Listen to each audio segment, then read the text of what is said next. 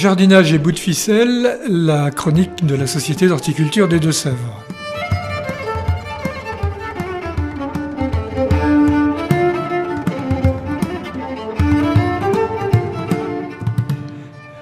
Aujourd'hui, on va jardiner propre. Entre permaculture, jardiner bio, jardiner autrement, maraîchage sur sol vivant, il n'est pas toujours simple aux jardiniers amateurs de s'y retrouver. Mon jardinage, moi, c'est celui du jardinier du dimanche. Je n'ai pas de contrainte, sinon celle de jardiner propre, de jardiner plaisir. Pour cela, je me suis donné 5 règles et je m'amuse à les appliquer du mieux possible pour jardiner propre et jardiner autrement. Ma première règle, je n'emporte plus de matière végétale à la déchetterie. Tous les reliquats des cultures, les tons, de pelouse sont recyclés dans le jardin, sous forme de broyat, de paillage, de compostage.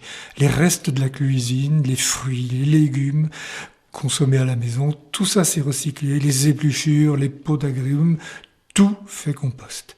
Et j'ai une telle consommation de paillage au jardin qu'il me faut de temps en temps aller en chercher à la déchetterie, malgré tout, ou de la paille et du fumier chez le voisin.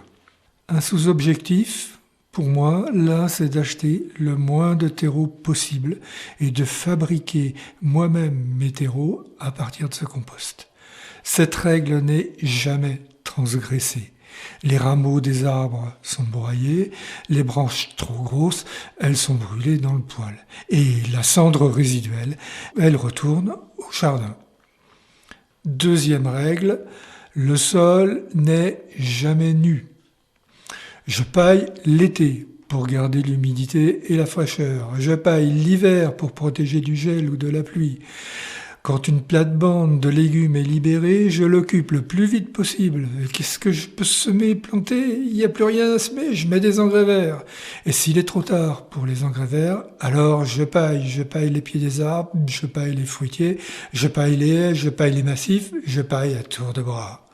Cette règle est transgressée accidentellement quand le jardinier est étourdi ou bien occupé ailleurs. Puis alors là, c'est certain, la loi de Murphy s'appliquant, si une parcelle reste nue l'été, il va faire une chaleur caniculaire.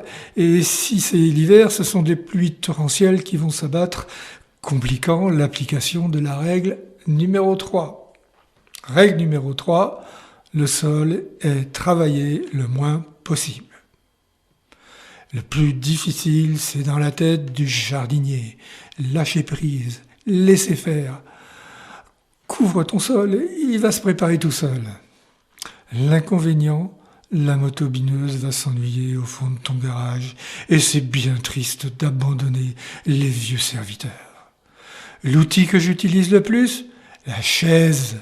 Il faut toujours une chaise dans un jardin. Quand tu as envie de passer la motobineuse, tu t'assois, tu réfléchis. Il y a sûrement quelque chose de mieux à faire que de sortir la fraise.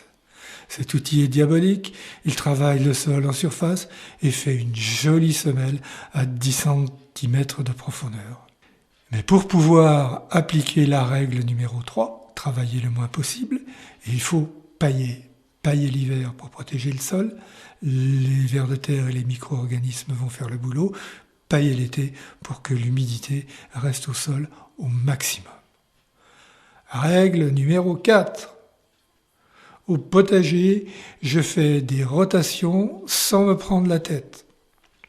La répétition d'une même plante au même endroit fatigue le sol, augmente les risques de dégâts dus aux maladies ou aux ravageurs.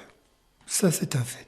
Et depuis longtemps, les jardiniers et les agriculteurs pratiquent au potager comme au champ une rotation des cultures, c'est-à-dire une alternance des différentes espèces de légumes sur une même parcelle. La rotation, c'est surtout au potager. Si j'ai mis des pommes de terre dans le carré numéro 1, l'an prochain, elles seront dans le carré numéro 2. Et dans le carré numéro 3, l'année d'après. Elles ne reviendront dans le carré numéro 1 que dans 4 ans. C'est pas toujours simple à organiser, ça demande un peu de rigueur. Alors, je simplifie et je fais tourné essentiellement pour me protéger des bestioles voraces et agaçantes. J'ai nommé pour les pommes de terre les doryphores. Attention, les doryphores, ils bouffent aussi les tomates et les aubergines. Les teignes et les mouches qui mangent mes poireaux, les altises qui mangent les choux. Là, je fais tourner impératif. C'est nécessaire toujours, mais pas toujours suffisant. Bon, je fais tourner aussi les tomates pour des raisons plus agronomiques, pas pour les protéger des maladies, ça sert à rien. Mon terrain est très argileux et pas toujours simple à remettre en état à l'automne, après 4, 5 mois, 6 mois de tomates. Le reste des cultures, salade, fèves, betteraves, haricots, ça se débrouille tout seul, là où l'humeur du jardinier et la bienveillance du climat les posent. Et puis, ma 5e règle, je nourris le sol plutôt que la plante.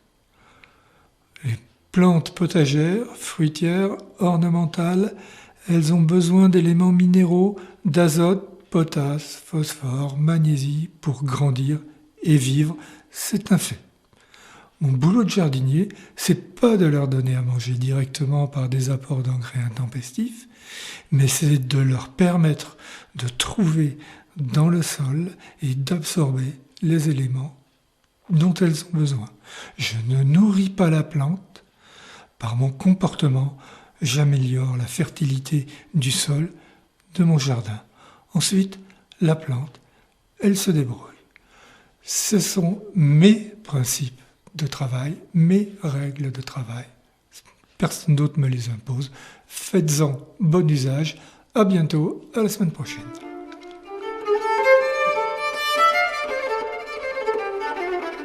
Thank you.